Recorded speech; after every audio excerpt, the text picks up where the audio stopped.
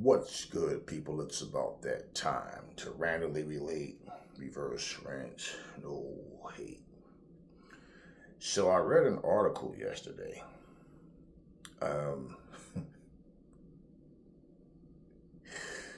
man, listen, this is ridiculous, but I bring things up because we talk about things and then you lay it to rest and then something else develops, and it's like, let's talk about it. So Francis Ngannou, his family, and a lot of his countrymen are now making excuses that the reason, the real reason that Francis Ngannou lost to Anthony Joshua was solely and simply because of Dewey Cooper. Dewey Cooper. Now,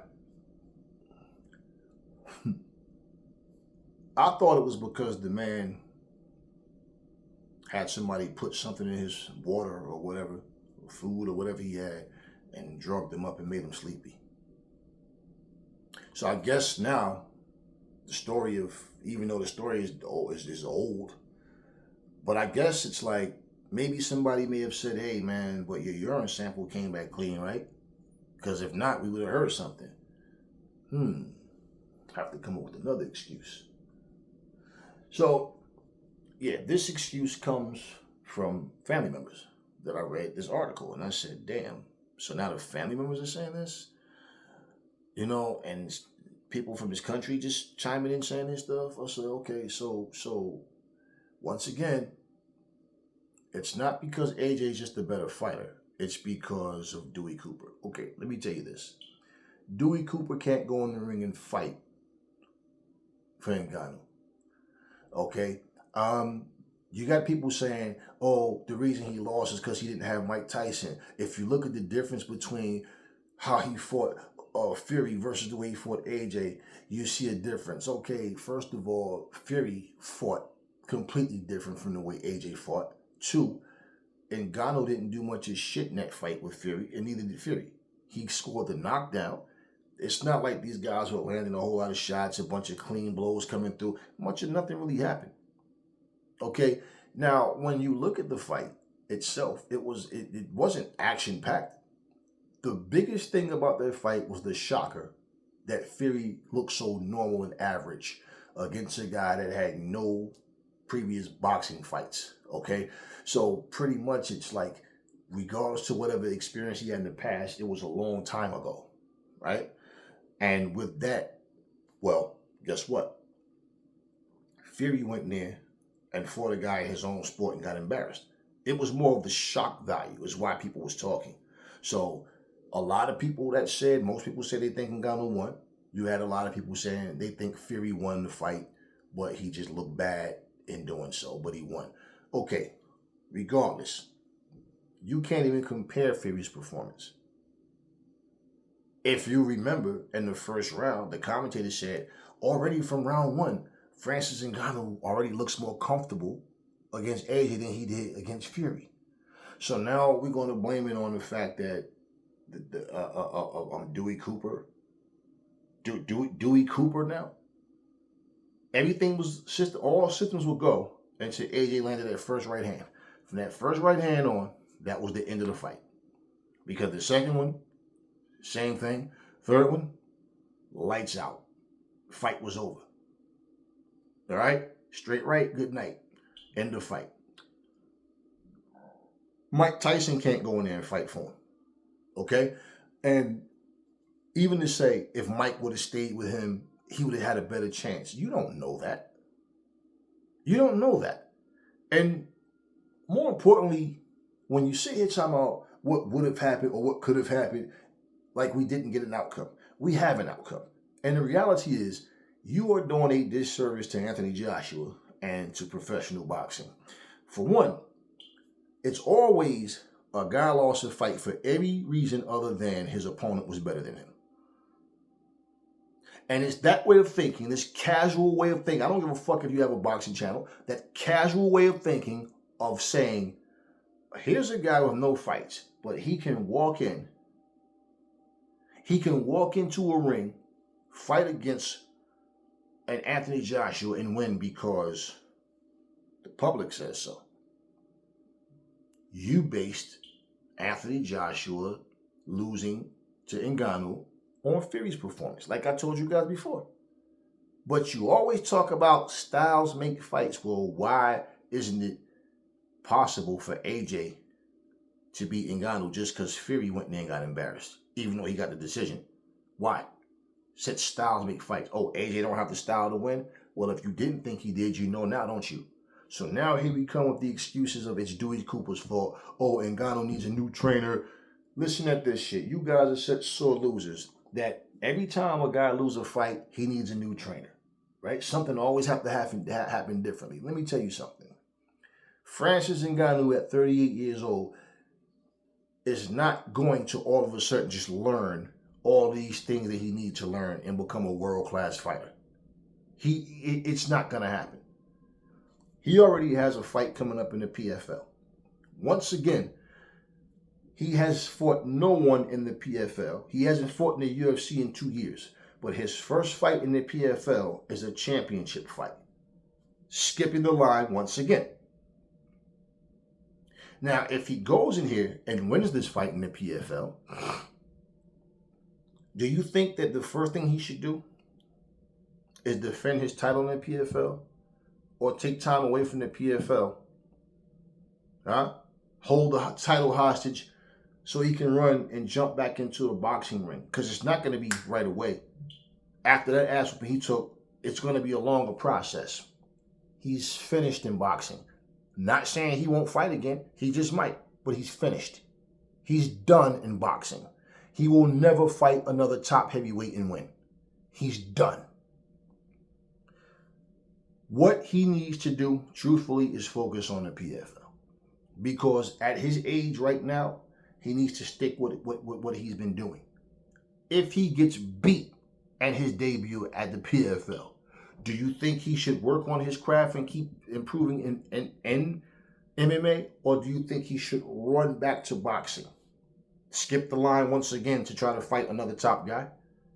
So that would mean I got beat by Fury, I got beat by AJ, I got beaten in PFL, but here I am right back again, skipping the line in another top fight in boxing. Just like I skipped the line over all those other heavyweights in the PFL to get a title shot. See, let me tell you guys something about Francis Ngannou. I watched him in the UFC. Francis Ngannou, I watched him in his early career. I didn't just know who he was when he came to the UFC. I knew who this guy was. They was referring to him as the MMA Ike Abeabuchi, okay? This guy, if you watch him, part of his style, he got hit a lot. He got kicked. He got, and that's why people talk about how you can kick this guy, hit this guy. I can tell you, I know what a kick feels like. A lot of times, even though the sounds, whatever, but a lot of times that shit don't land the way you think it does. And especially to the head, okay? Let me tell you something. Regardless, he was no John Jones. He was no tactical genius. He was a guy that was pretty much a lot bigger than the majority of his opponents. His punch resistance, his resistance to their blows were different from with him taking it versus them taking it. Why do you think that AJ was able to drop him with one shot? Every single punch that he led, every right hand, it was just one punch. There was no combinations that dropped him. It was one punch at a time that dropped him. And one punch that finished him. So when you tell me a man gets kneed in the face, you tell me a man gets elbowed, a man gets kicked, and he doesn't go anywhere. So therefore, like Dean White said, AJ is not going to be able to hurt him. What did Aries say? And what happened? Speaking logic and reason is something, it's too bad it's not contagious. Because if it was, people would think before they speak and they would understand. We can all make a prediction and be wrong. But when you look at what's in front of you, you couldn't tell me I couldn't beat anybody. But you don't know me from fighting. So if I told you I'm confident I can beat anyone, you'd have people going, oh man, he crazy. We don't even know this dude, who he fought. You don't know nothing about me. That's the whole thing. But you make a judgment based on what you don't know. Just like when you say AJ's not going to be able to hurt him. You know how hard AJ punches? He won't be able to hurt him. So you believe all that nonsense. You can hit this guy, kick him, knee him, elbow him, headbutt him, bite him, set him on fire, drop a car in his head. You can't put a dent in this guy. Right. Imagine if Anthony Joshua believed it. Imagine if Anthony Joshua's team believed it. What would have happened? Let's say AJ would have went in there and fought the way y'all think he should have fought. Throw a punch and hold. Throw a punch and hold. Run, run, run, throw a punch and hold. Then y'all would have said AJ ran all night. AJ, can't punch. You would have went from saying you can't hurt this guy to AJ can't punch as hard as people say he is. AJ doesn't punch as hard as people say he does. His power's overrated. You would have already tried to bury AJ. You would have overlooked everything he accomplished. You would have overlooked the fact that he just made Otto Wallin quit on the stool. He put enough fear and hurt on him that he quit in the stool. Fury couldn't do that. He didn't cut AJ. He didn't hurt AJ at all. Fury got dropped by Ngannou, and I don't care about he took him light. I don't care about Ngannou was better than he thought. I don't care about none of that. The point is you showed up for the fight. You signed up for it. You showed up. You did what you did. AJ came in there. He didn't copy no blueprint from Fury. He went in and did his thing. Fought his fight. Once again, did what Fury couldn't do. Case in point, Francis Ngannou was a hype job that came into boxing and robbed the bank. Okay? Robbed the bank. And they said, nah, you don't have to rob us. We'll gladly give it to you, man. There you go. And that's pretty much what happened. $40 million in 2 fights for a guy that never fought. Yeah. Now, he skips the line and goes to the PFL. When I heard Francis Ngannou tell Tyson Fury at that press conference, you guys know how I feel about Tyson Fury as a fighter. Like, you already know, if I never see him fight again, I won't care. I just understand if him and AJ finally gets it on, I just want to see AJ annihilate him and let him go on right off to the sunset. Like, okay, I did what I did in my career. Goodbye, boxing. Hopefully, the heavyweight division can flourish now. Okay? But bottom line, when I heard him make that arrogant ass, yet insecure comment to Fury about, you're nothing to me. You're lucky. You're lucky that you are protected by the rules of boxing, because if not for that, I know you're nothing in front of me. And right, and what I say before, bro, you signed up for this shit. You claim you love boxing. This is your first love. Everybody complimented him on how he's such a gentleman. He's so humble. Yeah, no. That motherfucker's arrogant as fuck too. You heard what came out of his mouth. Okay? You signed up for boxing, but now you want to bring up MMA. We know Fury's no MMA fighter. Fury talks all this bullshit, bare knuckle shit, and yeah, who the fuck has he fought bare knuckle? Some drunk in the street out in the UK somewhere in his younger day? Who cares? We're talking about you being this prolific fighting technician that you claim to be, and you're this weapon of mass destruction. No one can beat you. You can be any man born of his mama. All this stupid shit that he says. We get all of that. But when I heard him say that, it was like, see, I don't like arrogance, man. Like, arrogant people and me just don't mix. I just, like, those type of comments just turn me off. So, yeah, when you hear me saying that he made this stupid, arrogant comment, and people going, oh, why you defending Fury all of a sudden? You mean all of a sudden, motherfucker? I'm about right and wrong. Fury's an asshole to me, yeah. But I'm not going to sit up here and act like what Ngannou said was it. See, that's the problem. Nobody cared because they don't give a fuck about Fury. I don't give a fuck about Fury. Well, because I don't give a shit about Fury, doesn't mean because Ngannou said what he said to him that shit was right. And what I'm saying about it as far as right and wrong, I don't care how Fury took it. I know for me where it's coming from. And it's arrogance. It's entitlement. Like, yeah, if it wasn't, you wasn't protected by the rules of boxing. You're lucky. If it were not for that, you're nothing in front of me. What is he alluding to? His MMA fighting, his MMA career. That's what he's talking about. This is not what this is, Ngannou. You signed up to be a boxer and claim that boxing is your first love, and this is what you always wanted to do. And now you get this motherfucker in front of you, and now you sit a bitch about you're lucky, you're protected by the rules of boxing. So that being said, right, the entitlement comes in. Look at where he is. 2 fights against the two of the top guys in the division, simply because why? It's gonna sell tickets. And this guy had the nerve to say boxing owes him. What the fuck does boxing owe you? Boxing gave you something you never earned in the first place. The PFL don't owe you shit. People will say, yeah, but he's the most popular guy that they got now. So him going there is doing a favor for them. Well, he's also employed. So it works hand in hand. Him going to the PFL is not going to take the PFL to new heights. It's not. After everybody saw what just happened. Now, if he would have went straight to the PFL and not for Anthony Joshua, it might maybe give people, because you got to understand something about MMA guys. MMA is a lot like wrestling in a sense. The UFC is always going to have a higher demographic than Bellator, PFL, or any other organization, unless there's a complete shift where another company, one of those existing companies or a new company come that can, for some reason, they're able to just outdo the UFC. Otherwise, the other demographic of, I don't know how many people check in. I don't know what the viewership is on UFC events and all that. But if you look at the size of the crowds, you know automatically UFC is by far the bigger company.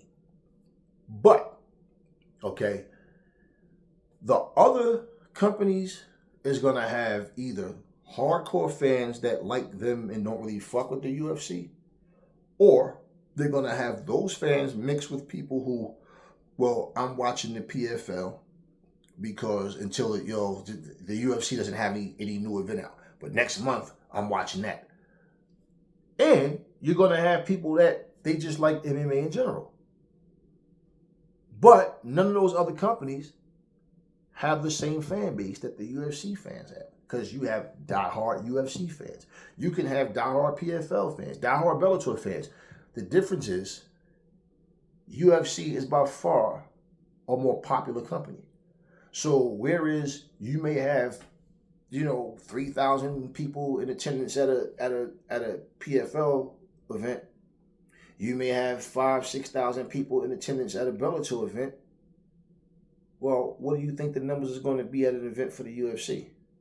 You understand what I mean? So if you can put 14,000, 15,000 people in an arena, yeah, that's a big, significant difference. The same way diehard WWE fans don't like AEW. They don't like Impact. Why would they give Impact more props than AEW? Why? Because they feel like Impact is even less of a threat than AEW is. AEW is considered the competition. You see what I'm saying? So they either love the WWE and hate everybody else, and they'll even say, a guy like Adam Copeland, who you know is Edge. I've seen comments.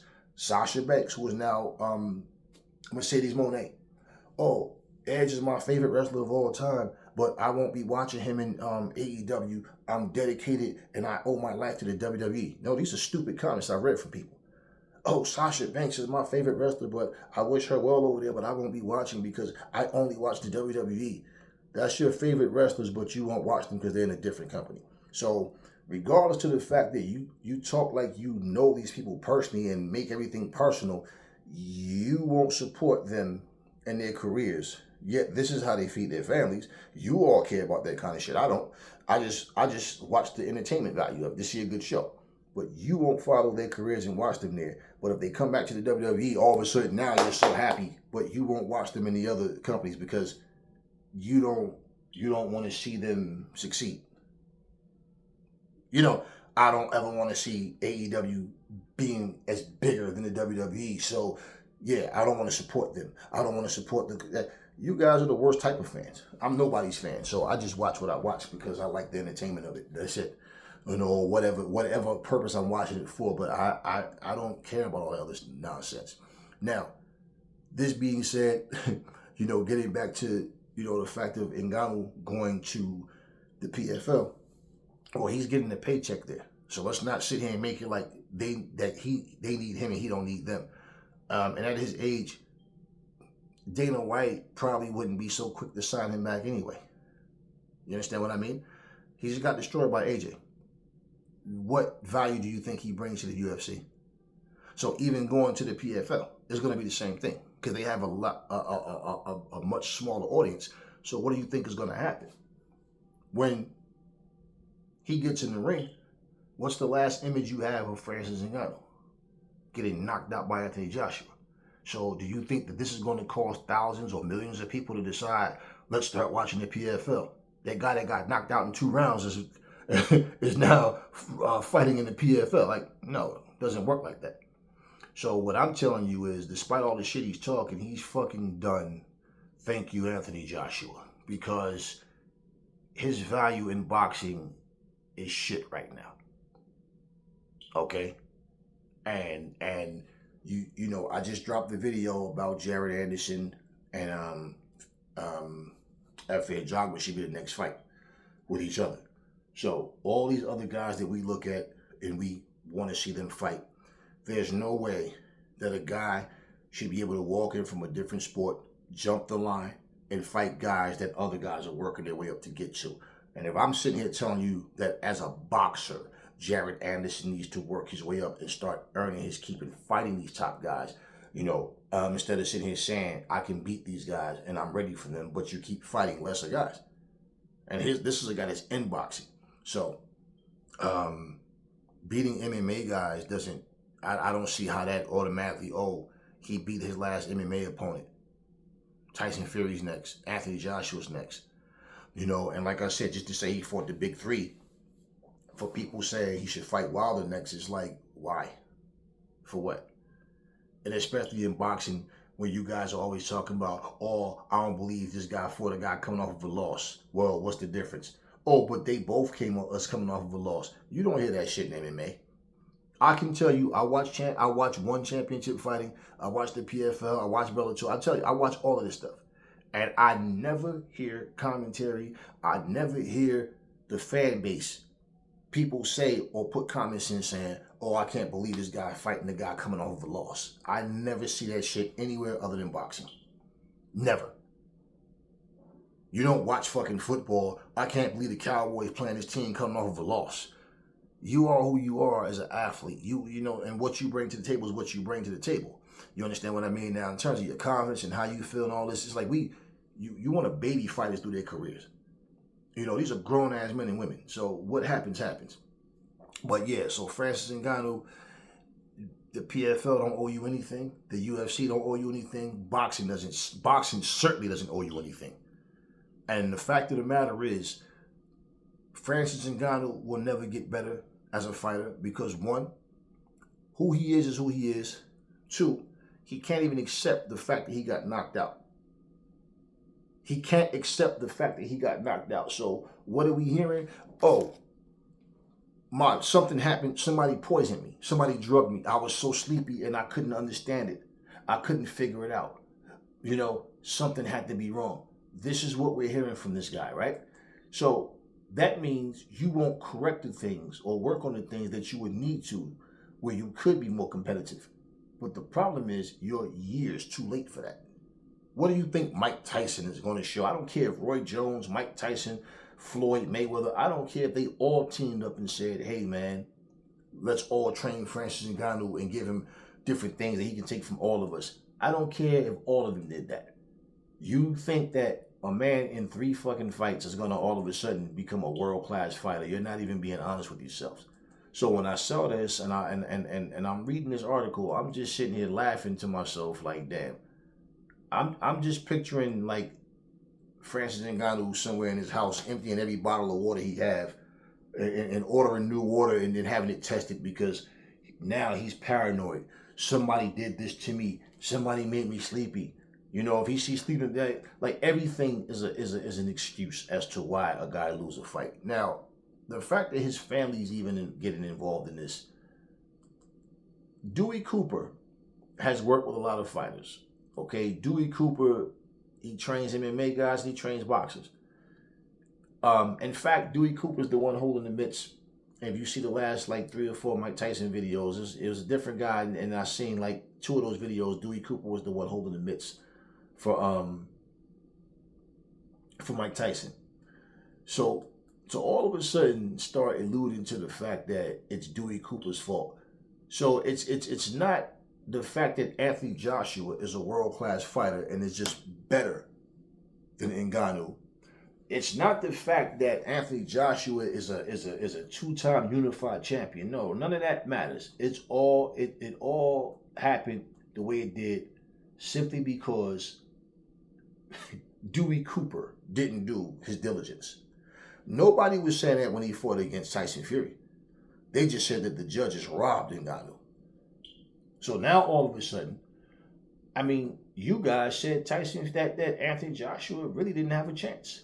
You guys said that if the fight between AJ and Wilder doesn't happen, it's going to be because of Anthony Joshua, right? So what happened to all of that? So now all of a sudden, nope, the reason is simply because Dewey Cooper didn't do his job. So it's no longer the water. So maybe Dewey Cooper is the one that put something in his water and drugged him and made him sleepy. Because now here we go again with these excuses. And I'm just like, okay, Francis, look, man, for you to grow as a fighter and become an actual really good fighter, you have to learn how to accept what happened, accept the reality. You just were not the better man. You can go back and watch that fight over and over and look at what happened. You are not on the same skill level as Anthony Joshua. It's just as simple as that. And bottom line is, when these guys hold on to a spot for money, to like, let me try to not fight this type of guy. Let me fight this type of person. I can go in there, maybe we get a good win and look good, and then we right back. No. The circus has ended. This type of stuff right here doesn't look good. Now, Anthony Joshua's not better than me. I was poisoned. It was Dewey Cooper's fault. Now, I didn't hear Ngannou say it was Dewey Cooper's fault, but the article clearly says it's his family. They quoted, detailed what he said and everything.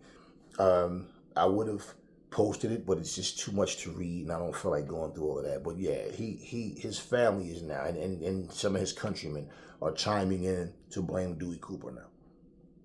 So, you know, Mike Tyson's preparing for his own circus fight against Jake Paul. But at the same time, let's say if Mike Tyson would have been there, what are you guaranteeing? Oh, all of a sudden Ngannou would have won, or he would have did better? How the hell do you know that? How? I mean, come on. Let's be real. Did you see Francis Ngannou fight anything like Mike Tyson when he fought against Fury? Did you see him get under his jab and his shots and get on the inside, rip the body, work up, come with the uppercut? You know, did you see any of that shit? Huh? So what was Mike Tyson going to teach him that was going to help him beat Anthony Joshua, when the way Mike Tyson teach you to fight, that's not the way Ngannou fought? But bottom line is, what happened. He got his ass whooped. Stop with the bullshit. What if, but this and but that. No, he got whooped. That's that. Ngannou family, leave this shit alone, man. He won. He lost. That's what you call, that's that foolish pride. That's that entitlement, that arrogance. That's what that is. So if he goes in here and gets his ass whooped in the PFL, is that going to be Dewey Cooper's fault? Or is it going to be some poisoned water in the room? Like what's the excuse? Oh, they made me come to the arena early, 5 hours, all these excuses now. I told you guys from the very first excuse, it's going to become another excuse. Was I lying? Every time I speak on these type of things, and especially when I make multiple videos, it's because I've seen this movie before. It's right there in front of you. The only difference is most of these people embrace the drama. I don't like it. It does nothing for me. We don't need excuses. Men are going to be men. Okay? Sore losers, I can't get behind sore losers. Either you accept the fact you wasn't the better man and move on, or you put yourself in a position where, aside from your little minions, you lose real fans of the sport that once supported you. It's as simple as that. If Ngannou would have knocked AJ out, we wouldn't have heard nothing about no poison water. No, I feel so sleepy. I don't know. I never feel this. I don't know what happened. I can't wake up. I want to sleep. I want to, even in the first round, I just wasn't there. Okay. You wouldn't have heard none of that stuff. It's always when somebody lose. And the thing about it, it's never something that's even feasible. Dude can break his hand, take off his glove, and show you he broke his hand or something, or you see something happen in the fight where it's noticeable. But no, it's always some weird excuse now. You know, it's some weird excuse. I mean, it's always something other than just, hey, man, the better man won. Simple. And just leave it at that. No, it's always something else. We all have our days when things happen and we don't feel ourselves. How many times have you couldn't sleep at night? You got to work the next day and you're falling asleep. You're like, oh, okay. Yeah, but you know, I don't know what happened to me. No, I know what happened. I didn't get sleep, right? What do they tell you when you drive? The only real cure, okay, to not fall asleep behind that wheel is getting sleep. So you got people drinking coffee all day, energy drinks and all that. You gonna do this every day? No, get your rest. It's simple. This dude made all these excuses up. Let me explain something to you. If I'm in my damn dressing room, okay, what do they tell you? Oh, you have to be locked in this dressing room. You can't go nowhere else, or you can. Well, just saying. You said you had to be there at 5. Okay, take a fucking nap. Wake me up about an hour before the fight, or an hour and a half before the fight. So, let me start to get warm. All this stuff, all of these excuses. So now the family gets involved. Come on, y'all. So I'm telling you, 1, Ngannou was done as a boxer. 2, and like I said, he might jump back in there with some meatball or whatever, because for him, he don't want to start from the bottom. Now, let's put it to you like this. Otto Wallin lasted longer than Ngannou did. So let's say, for example, Otto Wallin and Ngannou was a fight. Let's say that happened. What happens if he goes in there and Otto Wallin outboxes him and wins? What do you do next? Put him in there with Deontay? Joe Joyce? Or, just say it. Just for the sake of trying to keep him relevant and trying to keep him to get a big payday? Because that's all that would be. You understand what I'm saying? So, being that those were Anthony Joshua's last 2 opponents, if he's going to come back, since you guys already, and he still be skipping the line. Still, because bottom line is Otto Wallin is a full-time boxer, okay? Let him at least fight somebody like him. Because he's too old to start from the beginning. But at least in this sense, you're going, okay, here's a guy that fought AJ and a guy that fought Tyson Fury. Okay, AJ beat the quit into Wallin, and he completely knocked Ngannou out. Okay, so all that baseball bat bullshit, knees, elbows, headbutts, whatever. Yeah, right. Put that shit to rest. Now let's see what he can do with a guy like Otto Wallin. It's real simple, and Wallin's a boxer. Let's see what Ngannou does against a guy like him. And if he can't pass this test, okay, you already spoon-fed this guy and gave him what he don't deserve. If he can't beat Otto Wallin, all right, don't answer his phone calls about no fight. Unless you're calling us to see if we want to get involved to put on an event with you in the PFL or something like that, work something out, whatever. Cool. Other than that, no, we're done with you with boxing, man. It's simple. Stop it. If this guy cannot beat Otto Wallin, he don't deserve a Joseph Parker. And what I'm saying, the difference is this. Let's say Otto Wallin fights Joseph Parker and gives him a good fight. Let's say he won, who knows? But Joseph Parker's a former champion and been doing nothing but fighting and keeping active, and he beat Deontay, and he's staying busy, and he wants the smoke. Ngannou doesn't deserve that.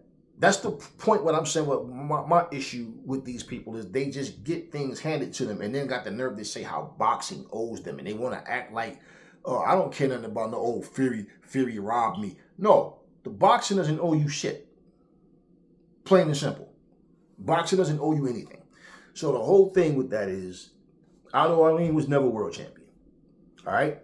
And like I said, his last fight was against a guy that knocked you out. You can't beat Waleed. Never step your ass in the fucking boxing again. And that's how things should be. But no, these motherfuckers are all about opportunity. Well, he just got knocked out by Anthony Joshua in 2 rounds. So what fight makes sense to you with another top level guy? And now that his family is talking shit about Dewey Cooper. Okay, cool. Well, after this Mike Tyson, Jake Paul circus or whatever, let's see if you can get Mike Tyson back in your corner.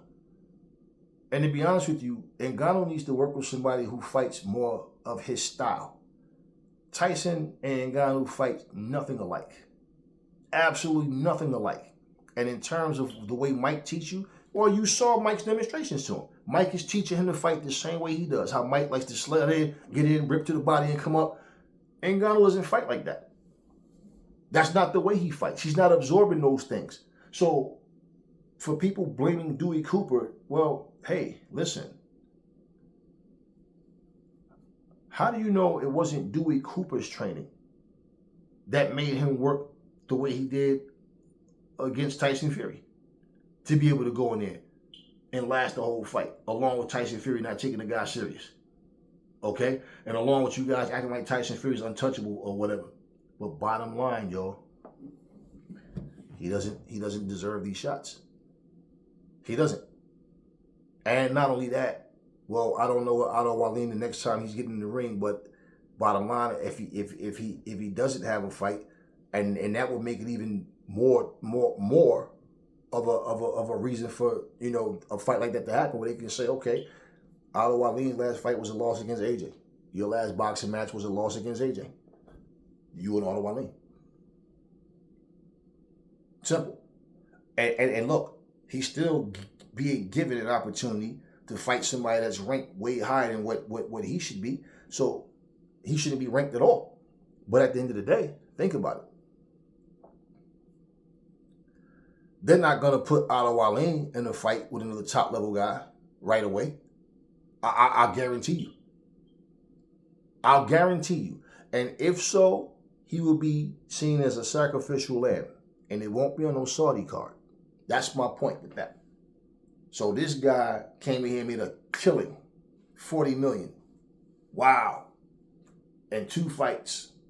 For a guy with only 2 fights. Bottom line. Now he's going over here to the PFL.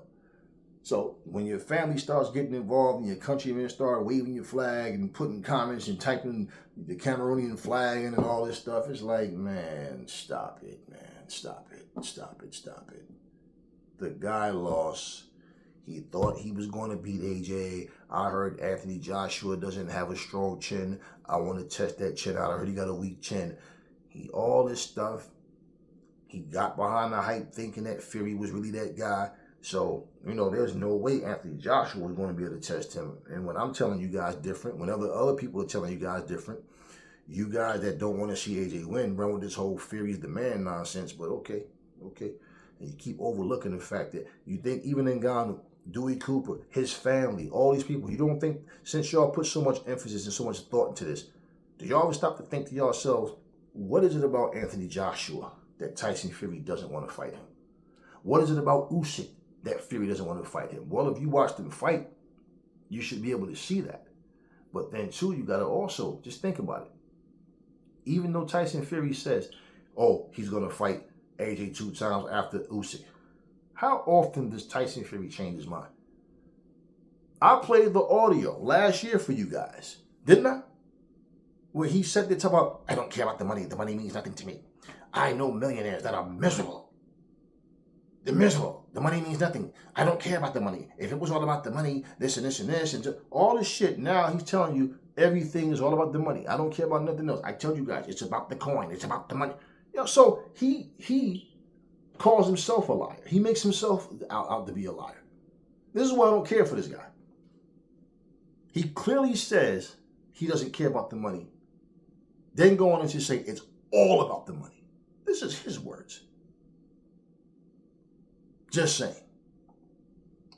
So just because he says, oh, all of a sudden, he just went and said he refused to fight AJ. Now he changes his mind. That's what the guy always does. Says one thing and says another. This dude might fight. He might fight Usyk, lose, and retire. Now, if the contract is definitely 2 fights, it's definitely 2 fights. Let's say he might lose. He might lose to Usyk. First fight, lose the second fight. Let's say he won both fights. Let's say he lose one and win one. Regardless, he's not contracted to fight Anthony Joshua. He'd just be stripped of his belt. You understand what I'm saying? So at the end of the day, and look, we know that Anthony Joshua is not going to be in the Saudi card that's coming up. Anthony Joshua is taking a little time off, but he's still training. And I forget when they said. I think they said maybe September or something like that. I don't know what they got going on. If the very next time Anthony Joshua fight will be on the Saudi card or in the UK, I don't know. But when you look at this, well, we're going to find out tomorrow, supposedly, who's on this card. And also the other fight that people want to know is Deontay and Zhang going to fight? Now, I'm going to say that, and we know Joseph Parker's still trying to get a fight. So that's what we heard. But we might just wind up hearing something tomorrow that wasn't discussed. We'll see. So my thing is, when you look at like who's who in boxing right now, and you look at who they're trying to get on these cards, and like, man, listen, if you're not trying to fight for the biggest prize in prize fighting, if you're not trying to get there, if you're not motivated enough and have the hunger to be that guy, what are you in boxing for? Because to make that money, you got to win. So the desire to be the best, the desire to go in there and fight and earn your keep, that's your job, man. And if you can look, as an amateur, you don't make money. Unless you got some type of sponsors type of thing, or you're doing commercials and stuff like that, but through boxing, you don't make money. So as an amateur, you're going through all of this. Yeah, you got on head guards, you got on bigger gloves, and you're not trying to punch through the target. You're punching the target, but it's still it's boxing. So there's no reason for you to be a pro, okay? And that's the real difference with the amateurs and the pros is you make money, okay? And through time you should get better. But what I'm saying is when you if you're going through all this as an amateur, what happens when you go to the pros, and now all of a sudden you want to play pick and choose, and you're just not making these fights happen. So all of this just sounds so weird to me when I even had these type of conversations, and Francis Ngannou name is even in the mix because this dude name should not even be there. So part of my point is, stop being so damn arrogant and feeling so entitled, and understand you were given something that you never earned in the first goddamn place. And at the end of the damn day, no matter how much complaining you do, your family do, your countrymen do, no matter how many excuses you make, the footage is there. The loss would never come off your record, and the reality is what it is. You got your ass whooped and stomped out by AJ, and you in that Fury fight had you thinking you was going to win. It's as simple as that. Now you know the landlord is really here in the house, and you've just been evicted from boxing. Stay in the PFL, do your thing, lose that chip on your shoulder thinking somebody owe you shit, because nobody owes you nothing. I told you guys, all of these motherfuckers got some sort of arrogance in them, man. And it comes out when shit like that happens. And what I don't like about that type of stuff, man, is because it's just like, for example, someone come to your home, okay? They have an issue. Their house catch on fire. They lose everything. All their credit cards, their social security, their birth certificate, all their information gets, they lose everything. They don't have clothes, nothing. Now, they're employed, but they don't have a home now. So they're going to work. You give them somewhere to stay. Just imagine this, right? So they're coming to your home. They're bringing their family to your home. They got to get back on their feet. in your home. And these motherfuckers are coming to you telling you, hey, listen, we had spaghetti 2 nights in a row. Don't make this shit tomorrow, okay? Tomorrow I want some chicken. I want some baked chicken. I want some potato skins. I want some mashed potatoes. You know what? Yeah, I want some spinach. Yeah, make sure you have that when I come home tomorrow, okay? Like, motherfucker, you a guest in this motherfucker. I know you ain't, you understand what I'm saying? Like, no. They come there feeling entitled instead of feeling grateful. You gave me something that you didn't have to. You didn't have to do this for me, but you did. Now I'm going to come up in here making demands and acting like I run the show here? Huh? This person a guest in your home. Hey, yeah, man, come and chill at the house. Yeah, we right now. Man, you a guest yourself, man. The hell you inviting people into your home, right? All this kind of stuff. That's it, man. You a guest in the boxing. You ain't no fucking boxer, man. You an MMA guy. And that's why you alluded to telling Tyson Fury if he wasn't protected by the rules of boxing. Tell him he's lucky because you're nothing in front of me. Wow. You're nothing in front of me. That is far more of an arrogant comment as y'all understand. Like I said, because you said it to Fury, people, but nah. So now we have a new excuse, y'all. Talk to me in the comment section. What y'all think about it. Never fall in love with lies. Remember the truth to bring to other people, and I will catch y'all on the next video.